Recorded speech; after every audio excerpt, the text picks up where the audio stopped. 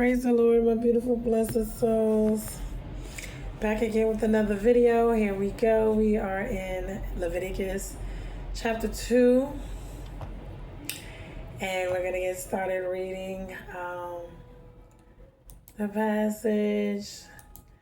Okay, when anyone brings a grain offering as an offering to the Lord, his offering shall be of fine flour. He shall pour oil on it and put frankincense on it, and bring to Aaron's sons, the priest, and he shall take from it a handful of the fine flour and oil with all of his frankincense, and the priest shall burn this as it's a memorial portion on the altar, a food offering with a pleasing aroma to the Lord. But the rest of the grain offering shall be for Aaron and his sons. It is a most holy part of the Lord's food offering. So that is a food offering. It is a grain offering to the Lord.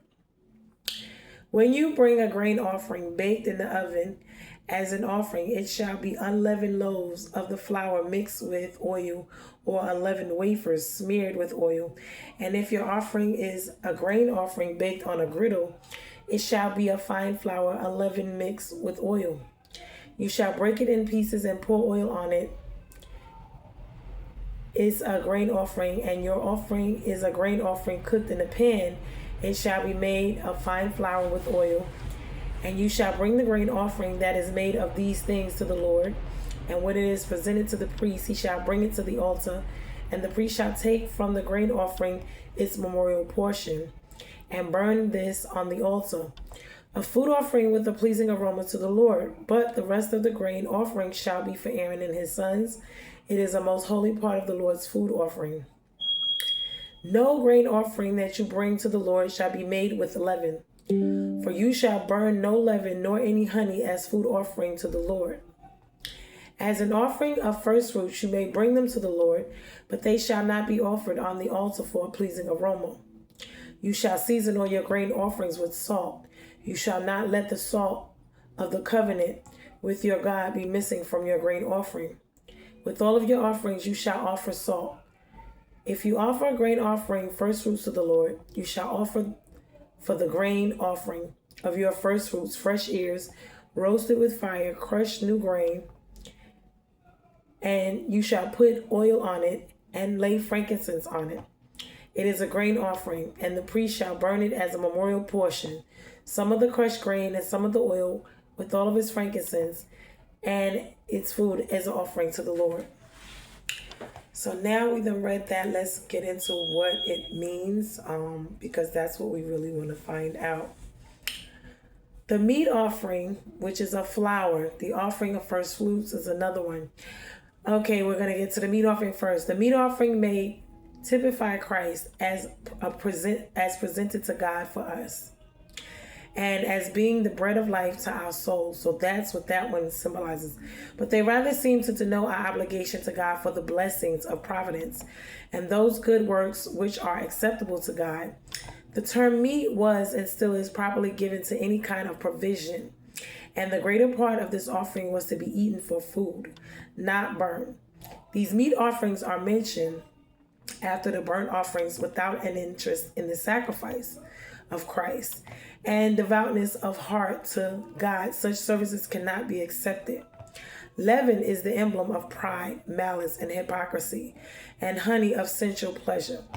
The former are directly opposed to the graces of humility, right? Humility, love, and sincerity, which God approves. The latter takes men from their exercise of devotion and the practice of good works. Christ in his character and sacrifice was wholly free from the things denoted by leaven, and his suffering, life, and agonizing death were the very opposites to worldly pleasures. His people are called to follow and to be like him. So what they're talking about is the leaven, because there's no leaven allowed. That's because it signifies pride, malice, hypocrisy. And the honey, it signifies sensual pleasure. So when we think about a sacrifice, it's not supposed to be of pleasure, and it's not supposed to be of pride, hypocrisy. It's supposed to be humility, love, sincerity. So that's why anything with leaven in it, because it's like yeast, it makes it poof up, pride. So God does not want that.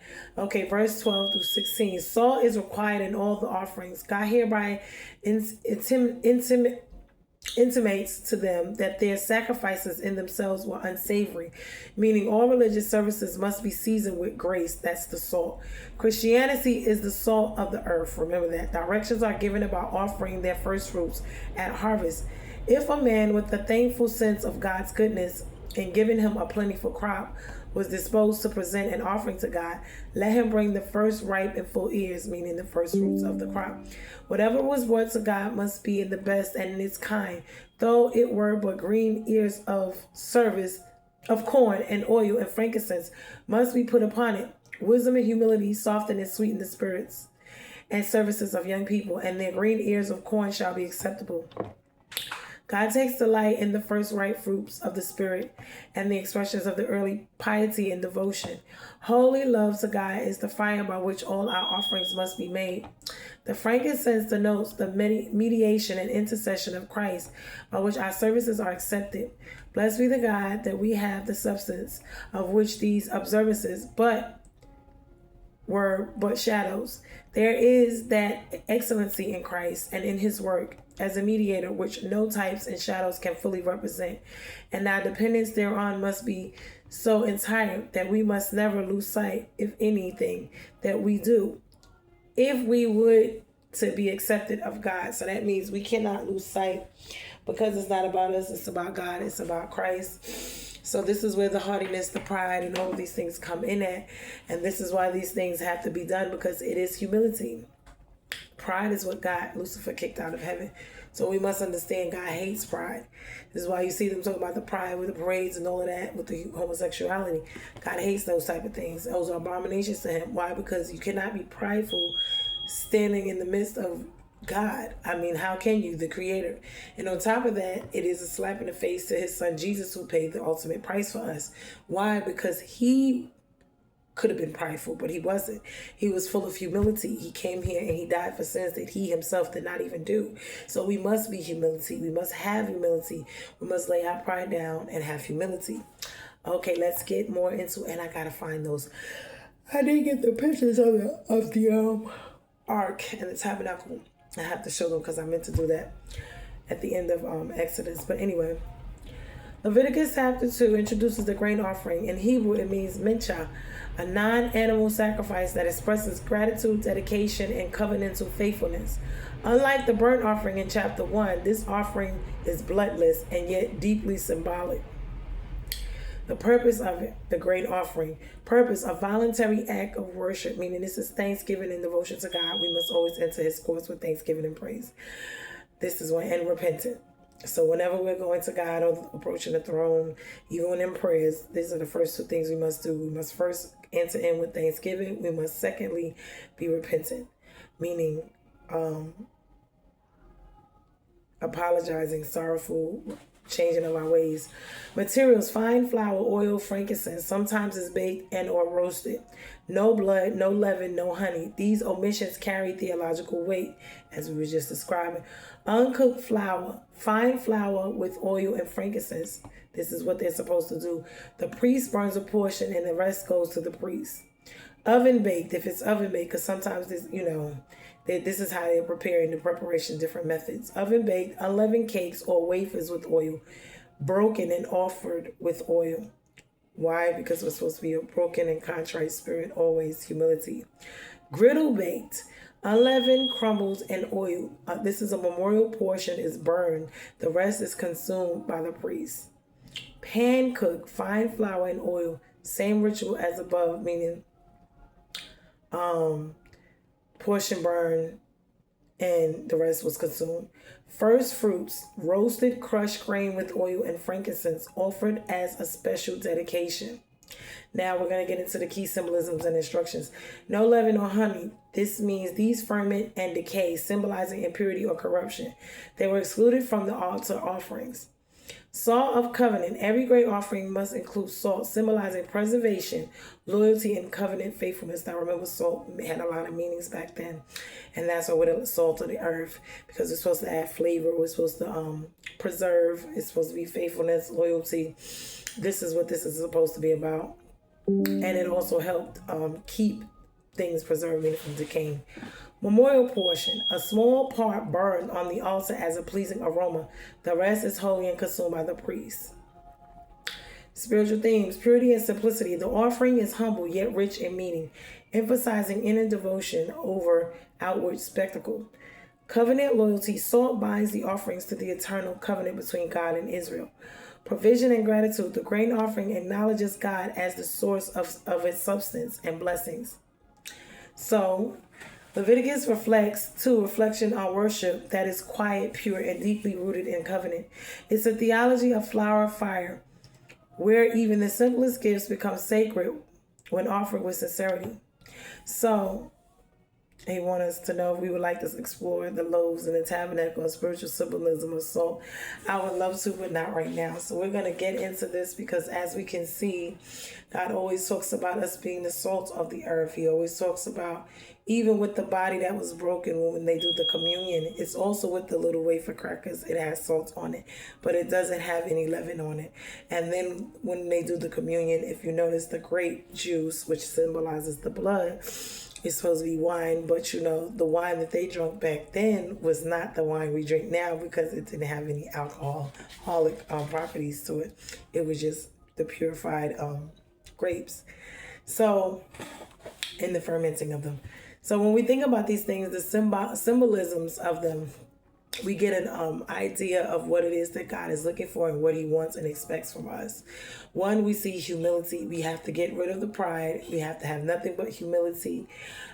His portion is for him, which is burned on the altar, and the rest is eaten by the priests, because they're the ones that actually go and do the actual sacrifice, because you as a person can't do it yourself. You give it to them and then they do it. This is what this is all about. But this is for atonement. This is worship. It's voluntary act. It's devotion and surrender to God. This is the way we show our appreciation, our love for him. But this is what they had to do then. But being that now Christ is gone, this was in the old terms. Now that Christ has gone to the altar, we don't have to do all of these things. Because remember, every time you sin, there was a different offering. There was a different, either a bird or type of animal or whatever it was that it was required. And this is what is describing the different types of offerings for the different sacrifices. But this is because either one, they were disobedient, or two, it was just a worship offering to them. So it's all about sacrifice. It's all about being appreciative. It's all about repentance. It's all about thanksgiving. It's all about humility. All of these things is what God wants from us, because he wants us to acknowledge him. And, even with the rules and regulations that he has given us to govern us in the world, this was a part of them. So when you think about what, and I was speaking about this too, the warfare, because, as the priests, that do Satan worship, Lucifer, the devil, and they mimic these things, the divinations. This is what the witches and warlocks and different ones do when they're practicing these type of things. They're lighting candles, they're burning incense. This is their symbolism. It is the same thing. They're offering either food or whatever it is that is required of them to offer, just like this. It mimics this. There's specific guidelines as to what, depending on what it is they want to do, or paying homage, or whatever it is that they are required to do, is the same setup. They have some type of altar. It's an offering. They have a special way to prepare it and do it in order to offer it up to whatever deity, God, or whatever it is that they're worshiping. This is why I said everything is taken from the biblical text and it is exploited. People are doing what they want to do, but it is divination, because these things were just for God's people. It was for this time frame. This is what he wanted. This is what his rules were to them. And then once Christ came, there was no more need for any of these things. Why? Because Christ was the ultimate sacrifice. He was the actual human sacrifice, the embodied. He came, he lived, and died just to be sacrificed. And this is what I meant by everyone has a different calling. Christ's calling, he was born, he was created, sent here just to make atonement for us. And this is why that is so important, because he is the way, the truth, and the light. No one gets to the Father yet except through the Son. Why? Because he is the ultimate sacrifice. There's no other gods. There's no other gods to worship. And there's no other sacrifice that can be made outside of the blood of Jesus being shed for our sins. This is how the debt of sin was paid once and for all of humanity, to reconcile us back to God. Why? Because sin, any type of iniquity, trespass, transgress, was punishable. The wages of sin are death. So when you think about it, and you think about us just being born into it, we couldn't possibly pay the debt. There was no way for us to pay the debt. So this is why God came up with his own plan to pay the debt. He sent his son to pay the debt for us.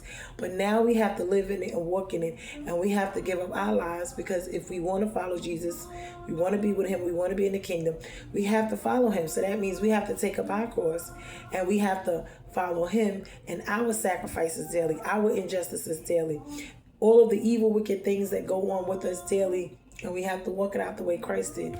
He didn't complain. He loved everyone in spite of it. He forgave. These things are so, when I tell you, they are so. And when we talk about it, we make it seem like it was just a simple thing that he did. It was not. When you think about the gravity of you yourself having to be either nailed to the cross for every sin, chop off a hand, chop off an arm, or you had to do all these type of things each time you sin. If you lied, if you stole, whatever it was, there were so many laws at the time, and the main ones was the top 10 was the 10 Commandments. But remember, they had all these other ones as well. So when you think about all of the things, how easy it is to sin, especially because we were born into it, to trespass, to have iniquity, to transgress. We're born and shaped in it. Why? Because we were born into it, because our parents were born into it. It didn't matter. It's in the bloodline. And this is how Christ cleaned the bloodline. This is what they talk about when they talk about the blood sacrifice. It's because of his blood that we're clean. Not because of ours. Our blood is still dirty, it's still tainted. This is why the sanctification process is to take us through this walk, through this journey of being processed, of being sanctified, of our blood being cleansed, of our minds, our bodies, our souls, our spirits being cleansed for Christ, being purified. The sanctification process is him taking out all the evil, the iniquity, the trespass, the transgressions, the evil, wicked things out of our life, and replacing them with him and his goodness and all of his good attributes that he died for, the ones that he died to give us. And this is how we bear fruit. When we think about them talking about bearing fruit is simply doing the ways of that God set out for us, being obedient, not being in sin, because sin is rebellion. It is rebellion. It is disobedience. Remember, obedience is better than sacrifice. So when we sit here and we think about, instead of having to do all of these things because we're sinning, all we have to do is not sin. All we have to do is worship God in the spirit and truth and holiness, which is to obey and to not to rebel. That will be the easiest way, of course. And in a perfect world, it will be just that simple and that easy. For us, because we're stereotypical people, because we are hard-headed, because we want things our way, because we don't quite understand, because there's so much more for us to learn and understand in this world, in this natural, and the spiritual, and with God and teaching us. Every time we even think we know something, we still got more to learn. That's why it is a process. The healing, deliverance, restoration process, it is just that. And excuse me, I am so sorry because I am tired. That's why I stay here. But this is why when we look at the symbolisms of the male and the bullock without defect, and it's specific for a reason, you cannot have defect. It has to be a holy sacrifice. It has to be without blemish, this is what this is about, and when you look at the no defect, you look at all of this specifics of it. The first fruits, meaning the first of which you get, whether it's your time, your money, your energy, your children, whatever it is, your crops. So everything, your first, you're supposed to give to God, your job, your everything. You see what I'm saying? And so when we start to look at it from that point of view, we start to understand a little bit more about our service to God and how we're supposed to live our lives here. It's not just supposed to be about us. It's supposed to be about God. It's supposed to be about Jesus, the Holy Spirit walking with us. It's supposed to be about other people and us bearing fruit for other people so that they can, I know the guy was saying the fruit, we're supposed to bear fruit, but it's not for us because when you bear fruit, whoever's bearing the fruit as a tree, the tree doesn't eat the pears. They bear it for other people. So it's like you're feeding others instead of yourself. And in a world where we're so used to reciprocation, which we're supposed to get, but it's in different situations in different ways. And so when you look at it, it makes a lot of sense. We don't want to be used. We don't want to be taken advantage of. But a lot of times, that's exactly what it's calling for us to be. It's calling for us to be different. It's calling for us to love instead of hate, or be angry or bitter. It calls for us to love even those who hate us, and these things are hard because when you think about bitterness, it's not that it's impossible. It's going to take time, and you're going to have to ask God to help you with it. Jesus will help you because he's the main one that went through all of this. This is why he says he knows us and what we went through. No matter what we went through on earth, he has already been through every trial, every tribulation, every test as a human. That's why he had to come in the flesh, because it wouldn't have been a holy sacrifice, acceptable, first fruits, all of that, if he didn't come as a human. He had to come in our human form. Why? So that he can show us the way of how to not live in a world that's kingdoms and systems are built of Satan, how to be here but not be of here, how to live the way he did, holy and acceptable, because that's what we're called to do. So when you think about all of these things, it has a lot of significance.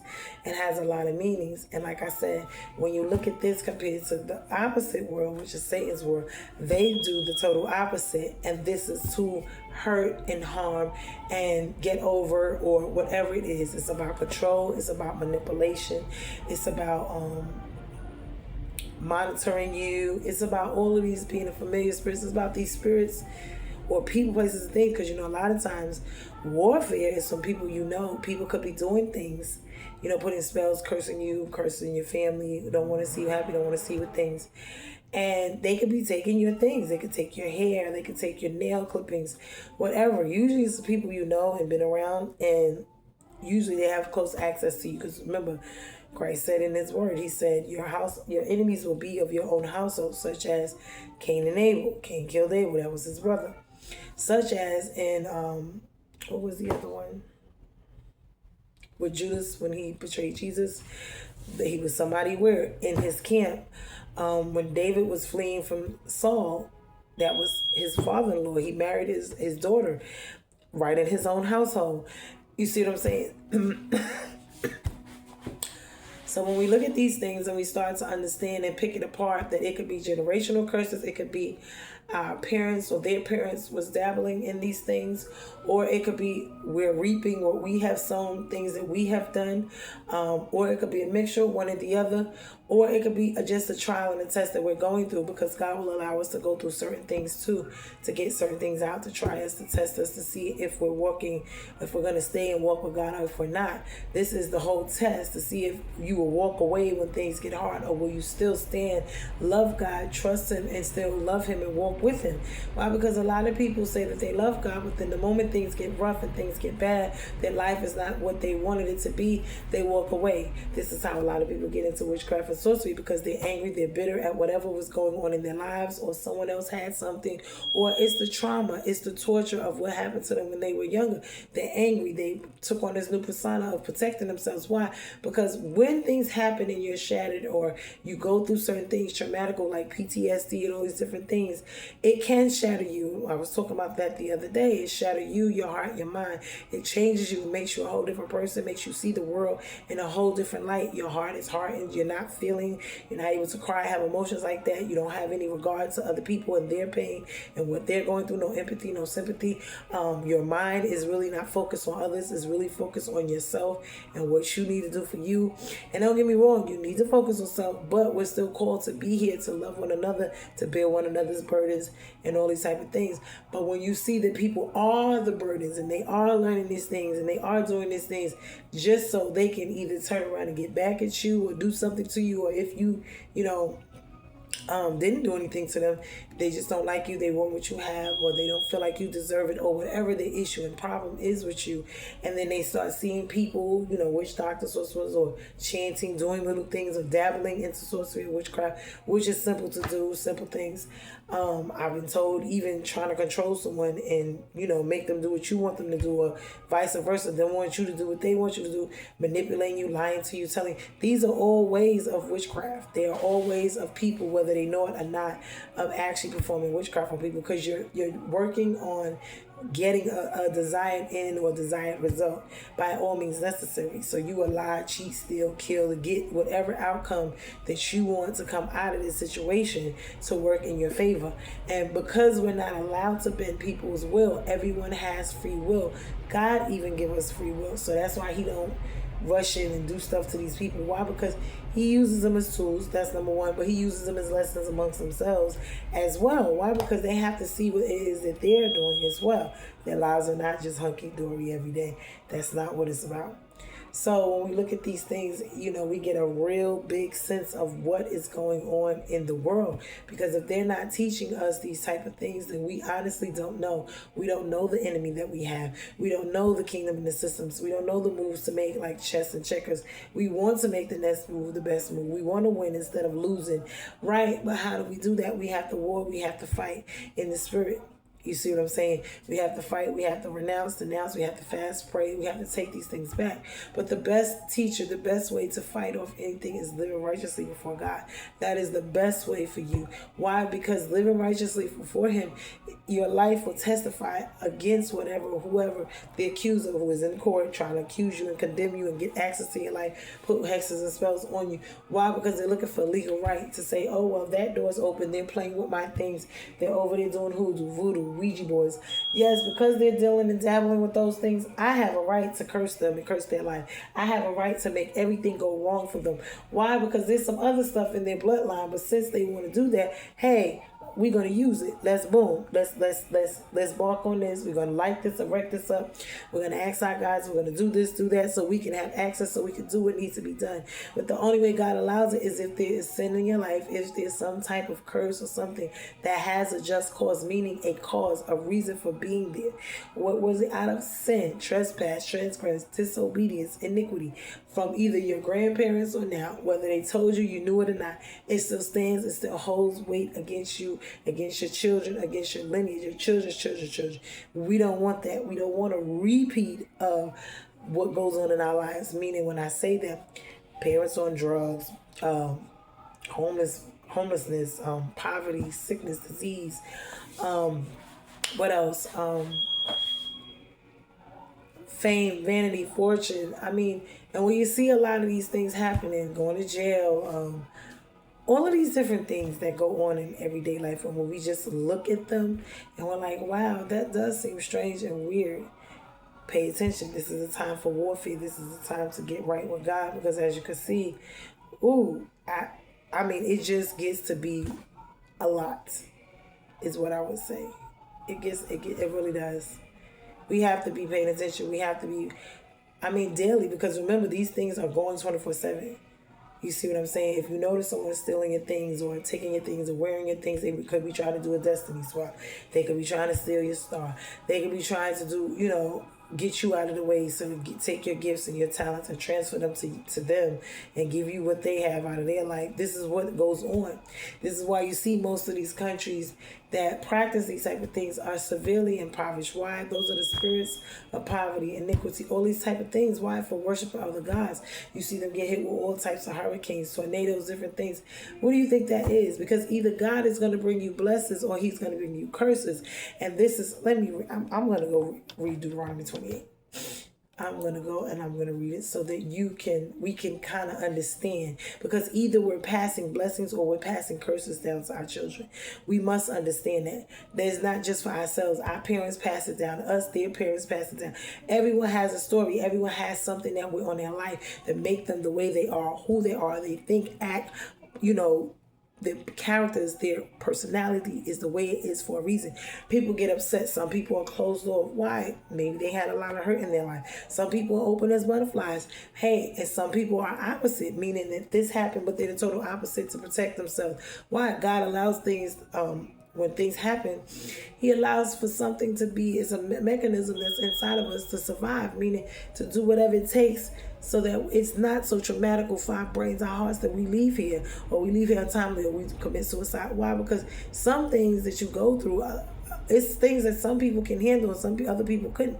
People, when I talk about my story and what goes on in my life or what has gone on in my life, and I tell people about how I was in the crazy house, how I did commit, try to commit suicide, how, all of these things, just for me to be sitting here, just imagine, how I was mutilating myself, how I didn't love myself, how I was going through all of these things in my life and didn't even understand what it was.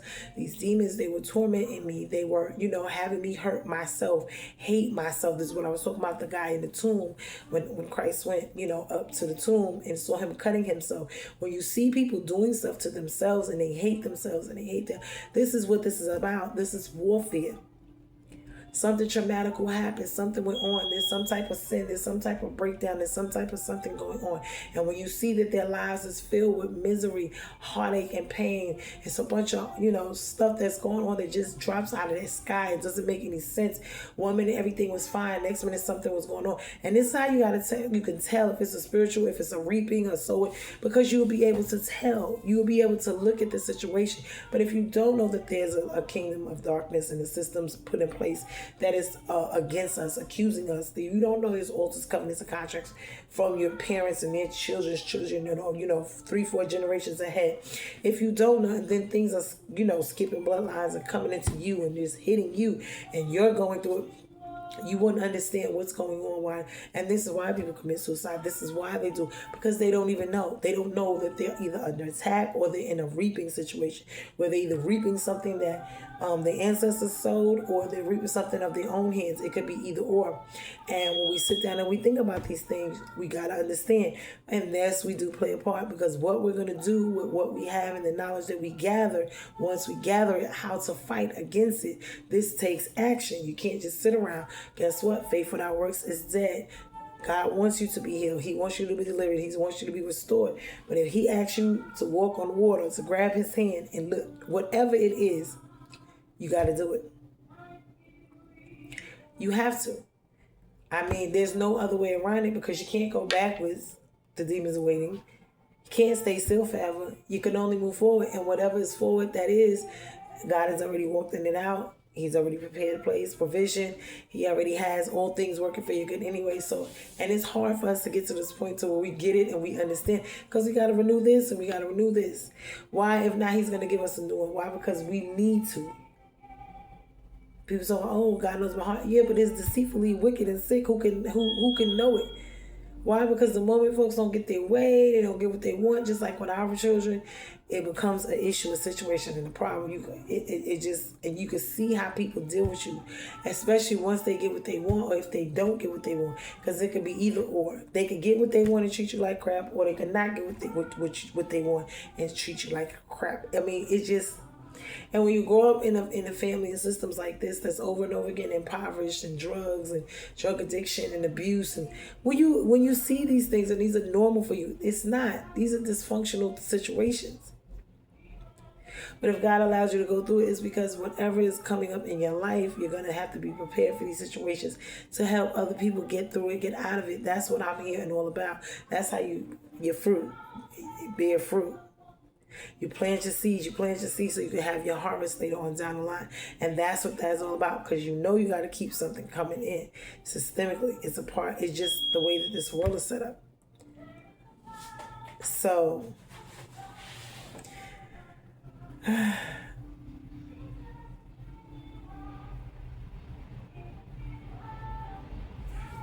I'm going to see if I can actually find, because that's what I was looking for, the picture. Oh, let me go into Deuteronomy. I'm going to go into Deuteronomy. Let me do Deuteronomy. I think it's 28. And I'm going to read it, because this is where the blessings and curses lie. And I'm going to read it. It's Deuteronomy 28. Is this the full? Okay, let me see. Blessings for obedience, because remember, says these are the blessings and the curses. Okay, so I'm gonna read the blessings. Deuteronomy 28 states, if you fully obey the Lord your God and carefully follow all his commands I give you today, meaning the Lord your God will set you high above all the nations on earth. All these blessings will come on you and accompany you if you obey the Lord your God.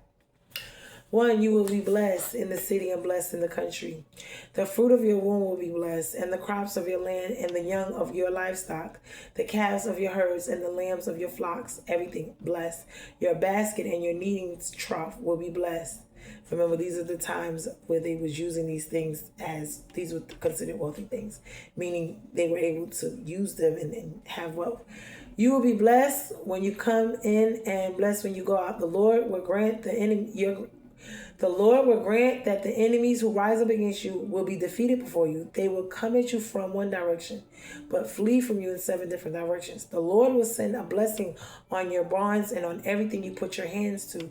The Lord your God will bless you in the land he has given you. The Lord will establish you as his holy people, as he promised you on an oath. If you keep the commands of the Lord your God and walk in obedience to him. Remember, what are the commandments? He already gave them. Then all the peoples on the earth will see that you are called by the name of the Lord, and they will fear you. The Lord will grant you abundant prosperity in the fruit of your womb, the young of your livestock and crops, your ground in the land he has sworn to you and your ancestors he will give to you. The Lord will open the heavens and the storehouse, his bounty, to send rain on your lands in season, and to bless all the work of your hands. You will lend to many nations, but will not borrow from none. The Lord will make you the head and not the tail. If you pay attention to the commands of the Lord your God that I give you this day, today, carefully follow them, you will always be at the top, never at the bottom. Do not turn aside from any of the commands I give you today, to the right or to the left, following other gods and serving them. This is what he's talking about. Do not turn left or right. Do not follow any other gods. What those gods?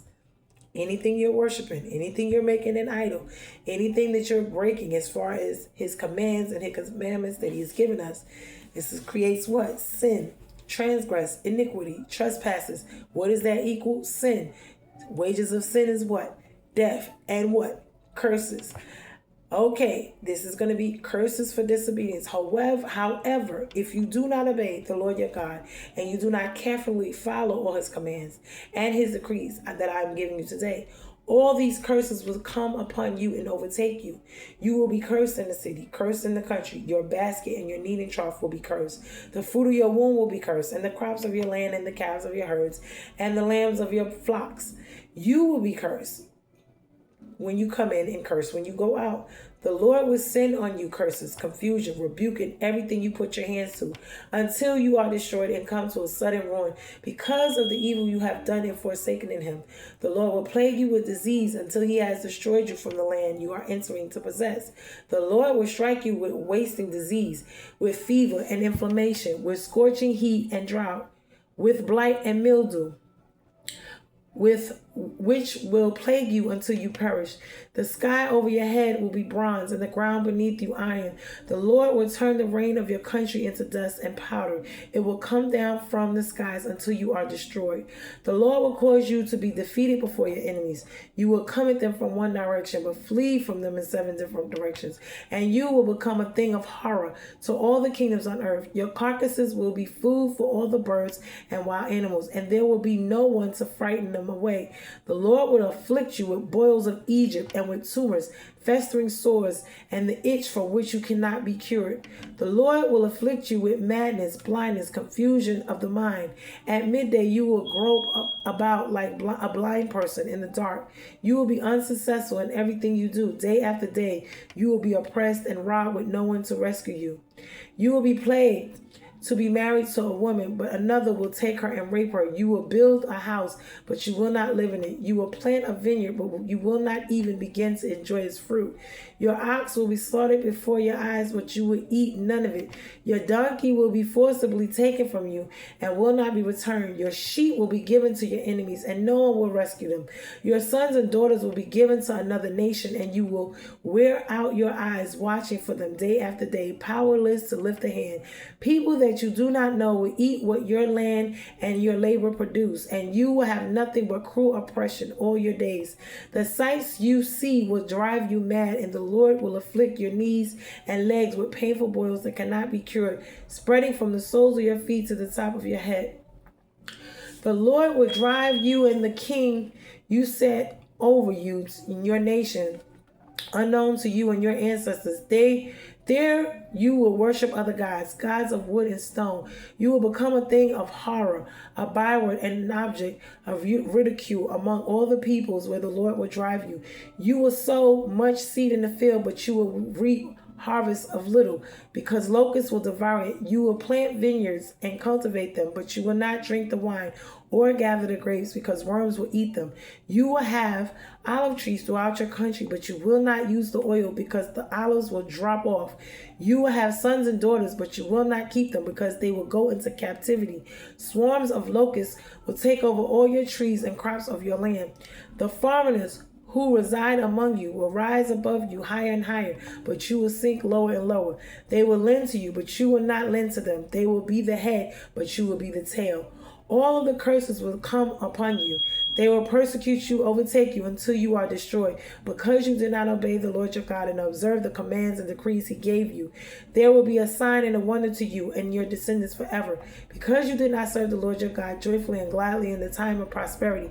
Therefore, in hunger and thirst, nakedness and dire poverty, you will serve the enemies. The Lord sins against you. He will put an iron yoke on your neck until he has destroyed you. The Lord will bring a nation against you from far away, from the ends of the earth, like an eagle swooping down, a nation whose language you will not understand, a fierce-looking nation without respect for the old or pity for the young. They will devour the young of your livestock and the crops of your land until you are destroyed. They will leave you no grain, nor wine, olive oil, nor any calves of your herds or lambs of your flocks until you are ruined. They will lay siege to all the cities throughout your land until the high fortified walls in which you trust will fall down. They will besiege all the cities throughout the land that the Lord your God has given you. Because of all the suffering your enemy will inflict on you during your siege, you will eat of the fruit of the womb and the flesh of the sons and daughters of the Lord your God has given you. Even the most gentle and sensitive man among you will have no compassion on his own brother or wife, or he loves or his surviving children, and he will not give one of them any of the flesh of his children that he is eating. It will be all that he has left because of suffering your enemy will inflict on you during the siege of all of your cities. The most gentle and sensitive woman among you, so sensitive and gentle that she will not venture to touch the ground with the sole of her foot, will begrudge the husband that loves her and her own sons and daughters, the afterbirth from her womb and the children whom she bears. For in her dire need, she intends to eat them secretly because of the suffering your enemy will inflict upon you during the siege of your cities. If you do not carefully follow all the words of this law which are written in this book, and do not revere to this glorious and awesome name, the Lord your God, the Lord will send fearful plagues on you and your descendants, harsh, prolonged disasters, and severe lingering illnesses. He will bring on you all the diseases of Egypt that you dreaded, and they will cling to you. The Lord will also bring on you every kind of sickness and disaster not recorded in the book of the law, in this book of the law, until you are destroyed. You who are as numerous as the stars in the sky will be left but few in number, because you did not obey the Lord your God. Just as it pleased the Lord to make you prosper and increase you in number, so it will please him to ruin and destroy you. You will be uprooted from the land you are entering in to possess. The Lord will scatter you among all the nations, from one end of the earth to the other. There you will worship other gods, gods of wood and stone, which neither you nor your ancestors have known. Among those nations you will find no repose, no resting place for the sole of your foot. There the Lord will give you anxious eyes, weary with longing, and despairing heart. You will live in constant suspense, filled with dread both day and night, never sure of your life. In the morning you will say, if only it were evening, and in the evening, if only it were morning, because of the terror that will fill your hearts and the sights that your eyes will see. The Lord will send you back in ships to Egypt on a journey I said you should never make again. There you will offer yourselves for sale to your enemies as male and female slaves, but no one will buy you. This is what it is talking about. And when we look at this from a lot of different angles, especially black people, please pay attention. When we look at what is going on, and he made them the chosen people, he was in covenant with them, and this goes for all of God's people, because if you ever been with God, you left him, back and forth, backslid, whatever it is that is going on, you will get tormented with more demons. Your life will be harder. Why? If you take up other gods, if you do not obey the commandments, like they said, you will pick up 7 times more demons and come back. It'll be harder for you to come back to God. So these are the things, these are the blessings and the curses for obedience and for disobedience. And when you look around the world and you see that we are not doing what we're supposed to be doing, we are disobedient, we are living in iniquity, whether it's our own, born into it, whether it's from generations past or our own hands that we're doing. We must take accountability for our own lives as well as for our children's lives. On top of that, when we look at this world, everything that God says is a curse for us not to do, they're doing. So when we look at the world around us and we see whether they are in covenant with God or not, his plagues, when you think about the rainstorms, the earthquakes, all of these things, when you see them, famine, pestilence, these are the plagues he gave to the Egyptians. Remember, he plagued them with all of these things.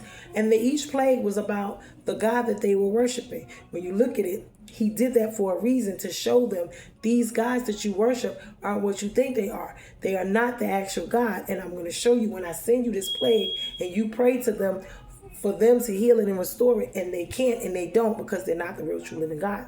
So when you look at these things and you look up all the plagues that they had before he brought them out of Egypt, and this was the reasons why. Each plague was attached to each god. Pay attention that they were worshiping idolatry. So when we look at this world and we look at what is going on with the idol worshiping, idling celebrities, idling fame, money, power, mentally, emotionally, physically, financially, spiritually, where are we in this world? I'm not just talking about America. I'm not just talking about one place. Where are we? Do we not see the difference in the blessings and the curses that are going on throughout this world, and why? And for those who aren't making it, a lot of them are making it because they're in covenant with the devil. He's not bothering them because they're on assignment doing exactly what he wants them to do. So guess what? They're doing what they're doing. Now they're going to get their wages, because guess what? Wages of sin is death. But in the interim, we see, do not have sex outside of marriage. Do not fornicate. What do we have? STDs, diseases, poverty, children born out of wedlock. These are the actual symptoms of what he is saying the curses are. So then it's hard for you to take care of your kids. You're single. You're by yourself. You're not married. All of these things. You have STDs going on. You got men. You don't know if they're men or women. You know, everyone's sleeping with everyone. All of these things are going on. So you look at it from that point. Okay, the family is broken up. God created the family. The land is cursed. Not, bearing crops. All of these things are happening. But when you look at the people who are in charge of what they're doing, because they want to take out of everything, and because they're doing that, look at the hurricanes out of nowhere. Look at the tsunamis. Look at the earthquakes, the tornadoes, the hurricanes. Listen, tearing up different places, especially the ones who heavily practice these other gods. When you think about Haiti, when you think about Jamaica, when you think about all of Africa, when you think about these other places that worship all these other gods, and you think of how much poverty is there, curse, sickness, disease, poverty, all of these things that are just generationally being passed down. When you think about over here, addictions, violence, people dying before their time, people getting sick before their time, all of these type of things, you see what I'm saying, that are just, it should be letting us see that if we follow God's guidelines, we wouldn't have these issues. Obedience is better than sacrifice. Remember, he gives you blessings when you do what you're supposed to do. When you're in fellowship, in communion with him, you have a relationship with him, you're doing what he tells you to do, just like a parent. When you tell your child that they can't do something and they disobey you, what happens? There has to be a consequence. They have to either, whether it's you whoop them, you punish them by taking something from them, you don't let them do something, go anywhere, whatever it is, there has to be some type of recompense. And this is what this is about. God set this up this way. And we must understand that we have to follow by what it is he's telling us to do. And with the sacrifices, that's why, because obedience is better than a sacrifice. Because they broke the law, they have to sacrifice something. Why? Because they were disobedient. In order to pay recompense for it, they have to give up something. They have to sacrifice something. Why? To appease, to make it right. Now, like I said, because Christ came, we don't have to do all of these things anymore. But just could you imagine if we had to? And look at the world around us. We can sit here and argue about the Bible. We can argue about the different religions. We can argue about all of these things all of the time. But when you look at this in particular, the Bible, first and foremost, when you look at what Jesus is saying, when you look at what it says in the action Bible itself, and you look around and you see what is happening in the world and in the earth today, they're taking between the gays, making it legal for them to get married, abortion. Look at the abortion rights. Those are killing of children. Those are actually sacrifices to the Moloch. People say they're not a murderer. Okay, you could not be a murderer because you went out there and killed somebody. That may be true, but if you committed an abortion, guess what? In the eyes of God, you are a murderer. Why? Because you killed a child that he gave you, which was a blessing. Why? Because remember, blessings and curses. Now understand, when you cannot bear children, that is considered to be a curse. But when God has opened up your womb and made you fruitful, it's considered a blessing. Now, a lot of times we see these children as not being blessings because they're not the right time, not the right situations. This is what, and that's what leads to the abortions or whatever else that is going on. Why? It's hard to raise them. Why? When you're single, when you don't have help, when you don't have the support system, when the man and you walk away, or you're not married, or you never got married, whatever the situation it was, this is what this is all about. So when we look at these situations throughout time and we see whether it's our job, we're failing, or we have failed, or whatever it is we've been going throughout life, and we're wondering what's going on when all these bad things are happening. You know, 1 minute it's okay, next minute it's not, or we can get so far, or we can't get married. Remember, these are things that are being passed down. Remember, I kept talking about we got to figure out who was doing what long time ago, because if they were sacrificing and doing things to get wealth, to get money, to get land, to get power, and a lot of slaves owned slaves. You know, back then there was a lot of, whether it was in the South or in these other islands, there was root work or hoodoo or voodoo or whatever it is they want to call it. The herbalists, the herbal doctors, the witch doctors, whatever it is you want to call it. But at the end of the day, God said, what? That is wrong. You're not supposed to see into your future. You're not supposed to be going to see psychics. You're not supposed to do tarot cards. You're not supposed to have signs, meaning, you know, the zodiac signs, all of these things. And if we have done them, guess what? It is abomination, on top of worshiping all these other people, places, and things, putting them before God. And guess what? Putting God last. So these are the blessings and the curses. God gave you the first commandment. It says, I am the Lord your God. You shall have no other God before me. That was the first and foremost. You shall love me with all your heart, your soul, with everything, your substance, meaning your work, everything you're supposed to be honoring God and loving him with. Your gifts, your talents, everything. If we're not doing that, that's a sin. Disobedience to come with what? Curses. So if you're not married, you get divorced, if you had abortions, if life is plaguing you in different areas where you're just not, you know, that's your cross that you must bear. That's the sacrifice you must. Why? You must repent. You must turn away from it. You must ask God for forgiveness. And you must change your life so that he can bless it instead of cursing it. But we also must fight the warfare on it. Because just because you got saved doesn't mean that the warfare ended. Whatever was going on all this time up until now, for yourself as well as your bloodline, needs to be fought throughout all the generations. Why? Because now you need to start warring for, guess what? All of what's there. What's already done. Because although God forgave you, okay, now it's time to work on fixing all of this stuff that we messed up. The atonement, the sacrifice, giving up our lives, what we want, what we like, for what God tells us to do, which is best for us. So when we look at these things from this point of view, and with that comes deliverance, because all of the evil, wicked curses that's inside of us, we have to fight against them. All the altars, covenants, contracts we have made, knowingly entered into, dabbling into all these other things, making all these other decisions, knock us on God. On top of that, whatever was already there, On top of that, having the hurt and trauma and the pain of having these demons and these voices in our head that's telling us to do all these different things. Yes, there's a part of it. Why? Smoking, cigarettes, drinking, partying, sexing, whatever. You see what I'm saying? All of these things that are abominations. You can't control yourself. You want to have sex all the time. That's a lust demon. You need to get help with the lust. A lot of people are getting married in and out of the church. A lot of times people are told, oh, you go get married. Oh, yeah, it's better to marry than to burn. Right, but did God say that that was your husband? Or it was it you that said that? Is it that you both just didn't want to wait to have sex, so y'all went and got married so you could have sex? Can't control your lust. That wasn't about that being your husband or your wife or love or whatever, what God said. No, it was about what you wanted. Y'all jumped into it, you got into it, and then now, and I know that has happened a lot. Even when somebody got pregnant, they ain't told them to marry them. They supposed to. It's supposed to be, yeah. A lot of times that don't happen. It may not be the person for them too. It's a lot with this. It is a lot with this.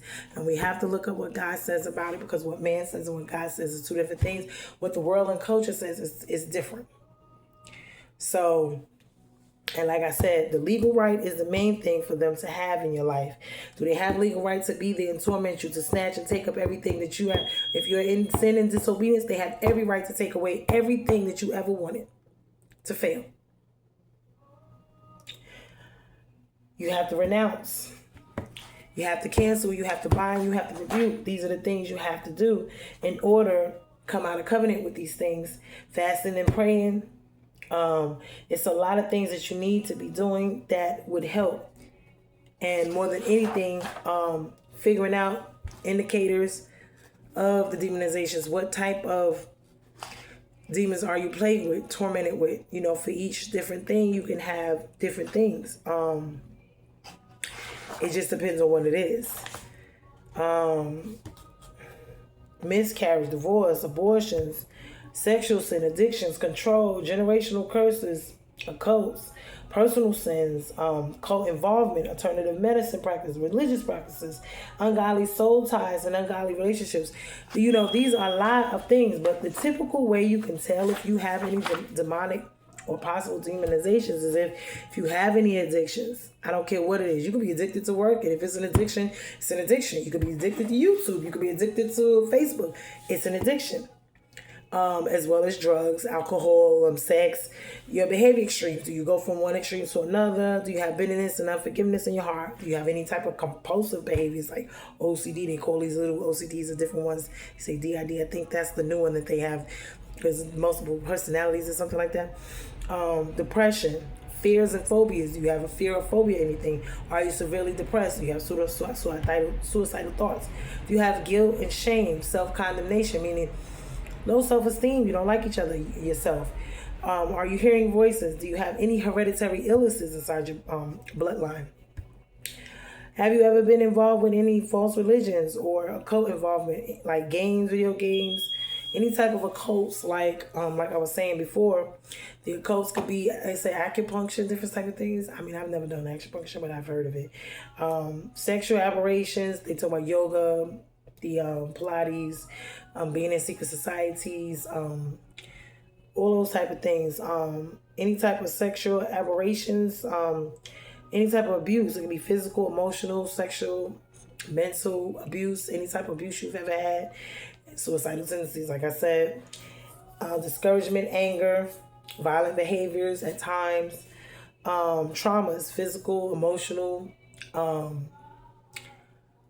spiritual, traumas that you have experienced. Any type of struggles that you would have that, I know they talk about PTSD, I think it is, like with the traumas, like some people have the PTSD, I think they call it. Some people have anxieties. These are things that I found out myself. When you have the little niches, or you bite your lip, or those are anxieties. I mean, do you eat starch? Do you do those weird things? Those weird type of stuff. These are ways that you can see that you may have demonizations, meaning demons inside you. Why? Because these are some signs that you can have them. Why? Because we all have had some type of something go on in our lives. It could be from our birth. It could be when we were born.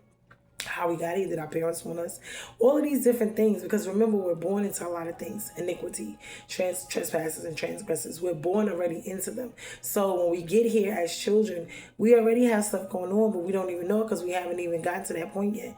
So it won't start popping up or showing until later on. And usually what happens is a lot of times, I know for myself, as a child, I don't know if I was really wanted or not. I know there was some issues with that. I'm not sure of exactly how I was born. I got to look into that too as well. I believe it was a regular birth. I don't think I was a C-section or anything, but those type of things are traumatic for the baby as well, which I didn't know, because even when I was pregnant with my son, my children, I was under a lot of anxiety, stress, discouragement, pressure. And when I look at them now, I see what goes on with them, why they're doing anything, because I was that way when I was pregnant with them, but I was young and I had a lot going on. And they talk about stuff like that. So it's like, how did you carry your children? Were you up under a lot of stress? Were you being battered? Were you alone? Were you homeless? These, while you're pregnant, this affects the child. You see what I'm saying? It gives them trauma while they're in the womb. They don't even know it. It's whatever you're going through, whatever you're dealing with. So when you look at these things, it's like, this is a lot, when you look back on it. I know that I used to wet the bed. I know that I had a lot of nightmares as a child. So these are things that were already going on when I was young. This is before I got old enough to know anything. I was sickly. I had a couple of things that I think I had, what was it? Back then they called it the German measles. I think they call it rubella now. But that was extremely rare for that time frame, because you got to think about it. During that time frame, rubella was not something, or the German measles, it's like smallpox or something. That was something as a baby you could really die from, So it's like, when I think about my life and I think about all of those things, I think I had thrush, I had some other stuff. And I'm like, Dad, because those, as a baby back then, you could have really died from those things. It was very serious. They were rare. It was like having smallpox or something. So it's like, these things are like, so from a child, from a baby, I was dealing with these things up until I was, and then all the other stuff that I went through as well. So it's like, when I look back over my life, I'm like, well, Zach, this has been a long journey, hasn't it? And if it wasn't, the curses or Satan or whoever trying to get at me from the time I was young, I'm like, well, Zach, Satan was trying to kill me from a baby, and look like, what is going on here? So, when we look at these things, like I said, look into your life, because even when I look into my life and my pregnancies with my children and how they act, and I see certain signs in them now, and I feel so bad about it, because it's like, I didn't even know, because how was I to know, that when I was pregnant with my oldest son, I was going through a lot with his dad, and I was ended up, being from house to house, nowhere to go. Me and him used to fight a lot, so it was abusive. It was just a lot going on, So it's like, when you think about these things, it's like, well, dang, I didn't even realize that could affect my child while I was pregnant. Anxiety, stress, depression, along with all the other stuff before that. So we got to look into our lives. We have to look into what goes on. And yeah, we do reap what we sow, whether we know it or not, whether it was intentional or not. This is where the repenting and the asking for forgiveness, not just for yourself, but for your bloodline. Because a lot of these people that were doing these things probably not even living right now.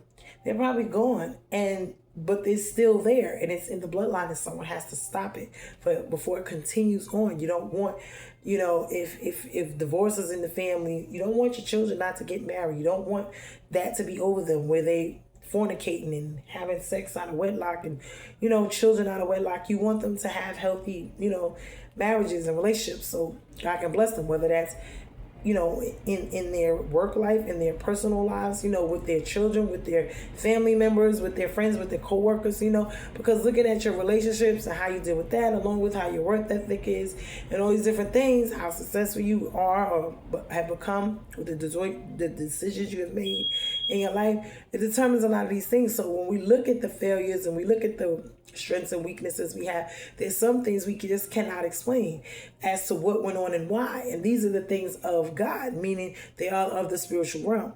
And then there are things that we can explain away or discuss and have conversations, or we know what happened, why that happened, or whatever. And those things were in our control. And then we could be like, oh, well, okay, that I had some control over, so I can just kind of take accountability and deal with that. But then there's a lot of stuff that we don't, that is in God's hands, and we have to look at it and respect it for what it is, and note that this is something that needs to be changed, but you need to look into how to get it changed, because it's not just going to be about you. It's going to be some supernatural. God is going to have to come in and step in, and he's going to have to do what he do. You do what you do, let him do what he do.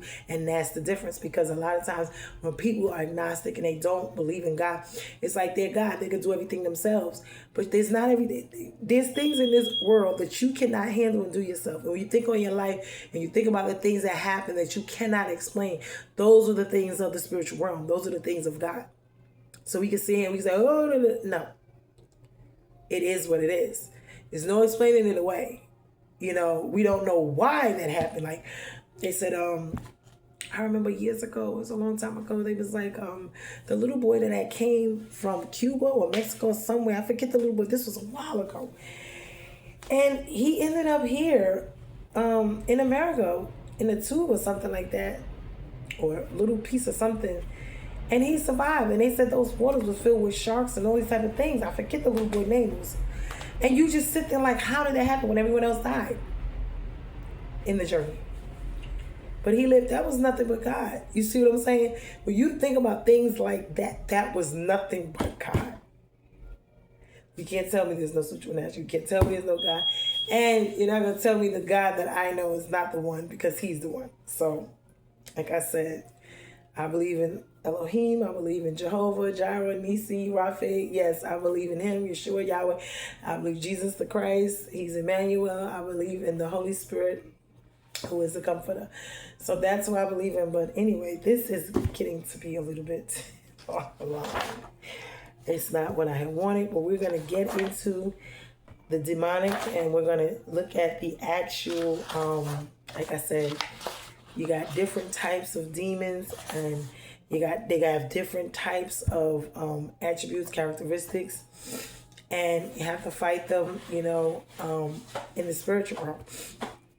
And you have to call them out by name. In order to break these legal rights of these demons, I'm going to give you, let me see if I can find one of these demons. Let me see, I gotta find one. Oh, let me see. Let me see. Oh, this one is called the orphan spirit. The orphan spirit is attached to the spirit of rejection. Now, this one is a good one. You do not have to be an orphan to have this spirit. But what it does is in Romans 8:15-16. For the spirit which you have now received is not a spirit of slavery, to put you once more in bondage to fear, but you have received the spirit of adoption, the spirit producing sonship, in the bliss of which we cry, Abba, Father. Father, the Spirit himself thus testifies together with our own spirit, assuring us that we are the children of God. This orphan spirit, it is a rejection spirit. It is this attributes of it: abandonment, angry, antisocial, anxiety and worry, attachment disorders, bitter, can't fit in, covetousness, envy, jealousy, discontent, dysfunction, expects to be rejected, fear of abandonment, fear of others' opinions, feeling denied in life, homeless, hopelessness, inability to bond, inability to trust, independent spirit, inherited rejection, injustice, insecurity, isolation, loneliness, loss of identity, low self-esteem, manipulation, never feels fully accepted, no covering, no peace, offense, unforgiveness, physical and emotional separation from others, poverty, resistant, shame, guilt, unloved, unteachable, a vagabond spirit, they tend to move from place to place, void, empty place, vulnerable. Also, vagabond is like the homelessness, they never settle. When I looked at this one, I see a lot of myself in this one. This would be one I would have to really fast and pray and ask God to help me with this, because a lot of these traits I see or I have dealt with within myself. So this would mean this could be a spirit that's inside of me that I need help with because I see these things in my life. So that's what this is all about. So I love you guys. I'm going to leave. Oh, wait. Let me see if I can find this picture of the Ark of the Covenant and the Temple and Tabernacle. Let me see. Ark of Covenant. Yes, because I kept saying I was gonna. Let me see what it looked like. Okay. I guess this is it. Is this it? Oh.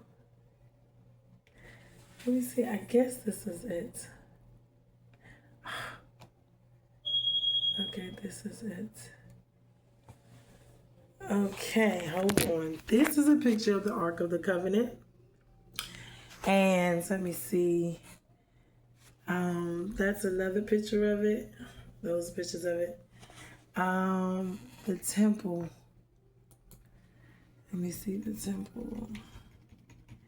Yeah, because I've been meaning to do this. I had the picture before. Okay, the temple. Let me see. Oh, gosh. Yeah, I want you guys to see it because... Oh, is it the temple? Let me see. Which one? Ew, I don't know which one is the one. I guess this one is the Temple of Jerusalem. Wait a minute. Crap. And I guess this is the Temple of Temple Mount in Jerusalem. I guess that's what it is. It looked like. But yeah, I had meant to do this the other day. I knew I had meant to do this, but I wanted to make sure that I actually showed you guys so you can actually see what it looks like a little bit. And so you can tell like kind of what it looks like. But this is actually, I think, in Jerusalem. I think that's where that dome and all of that is there. Yeah. Okay, yeah. So that will be that. That's the modern picture of it. But yeah. Okay, we are bruised and not broken. We are bruised and not broken. And I hope you enjoyed this this word. I hope it helps you seek out. If you want to look up deliverance, I told you. I know there's Bev Tucker. I know there's Abednego Lufili. I know that I think the guy name is Robert Henderson. He has some stuff. There's another girl I've been watching. I forget her name though. She's talking about those things too.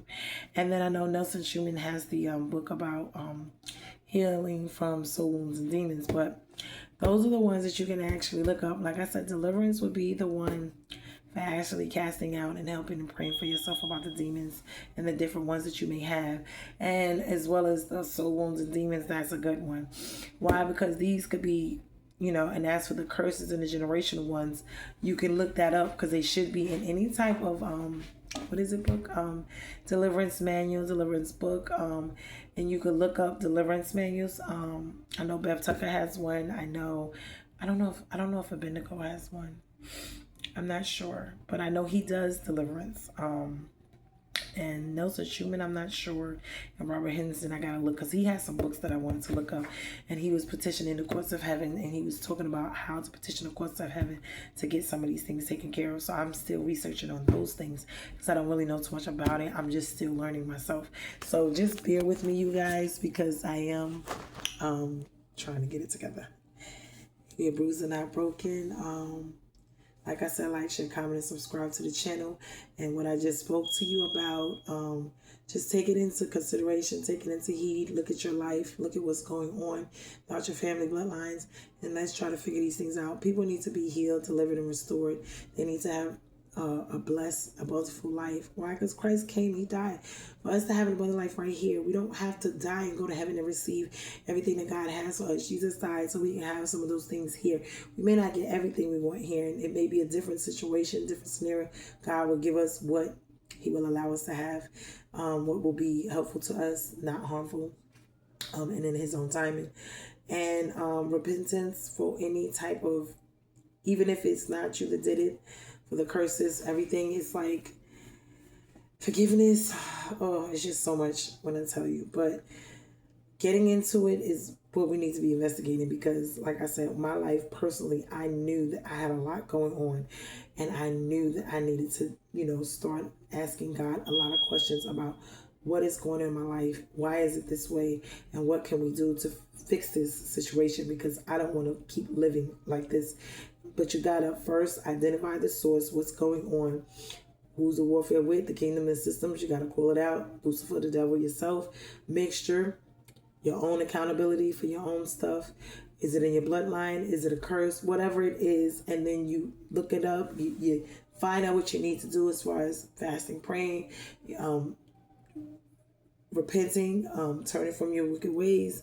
Getting saved is the main one, because God's not going to necessarily, be running and jumping if you're not trying to be a part of his kingdom. It's just so much with this, but I hope that this helps someone, because it sure is helping me, especially for people who have just been going through lives and it seems like you're not getting any fruit, you're not getting anywhere in life. No matter what you're doing, you're trying to make something work and happen, and it's not working. And this is where you can see where it takes a spiritual force, because you can be doing all the so-called things right and still get the opposite outcome. That says a lot about warfare. It says a lot about witchcraft. It says a lot about blessings and cursings, and if they are in your life, because it's certain things you can do in the physical realm, but there's a lot of stuff you cannot do. And this is where the spiritual come in, and this is where God is going to come in, because you need God to back you. You need him to do it for you. And knowing which battles are yours and which are not, because some of these battles are for the Lord himself to fight, and some of them are for you. You're going to have to fight them, and he's going to use you to overcome and show you how to do it. But some of them are just for him. He's going to tell you to back off and let him handle it. So we need to know our place. There's principalities, powers, then high rulers in high places. Remember, they have ranking, all these type of things. So we have to be careful what we're doing. We can't just step out there thinking we're just going to challenge and do all this stuff. No, we have to have the backing of God. He has to be the one doing it, because if not, then it's not going to work. You and your own strength cannot do it, but through God, all things are possible. Through Christ who strengthens you, you can do all things. So like I said, you guys, I love you guys. Be blessed, be prosperous, in good health. And this is warfare, you guys. This is warfare. I think it's Warfare 9. Okay. Bruised Not Broken. I don't ask for money. God is my provider. Like, share, comment, and subscribe to the channel. And that's it. Later, guys. Till the next one. Love you.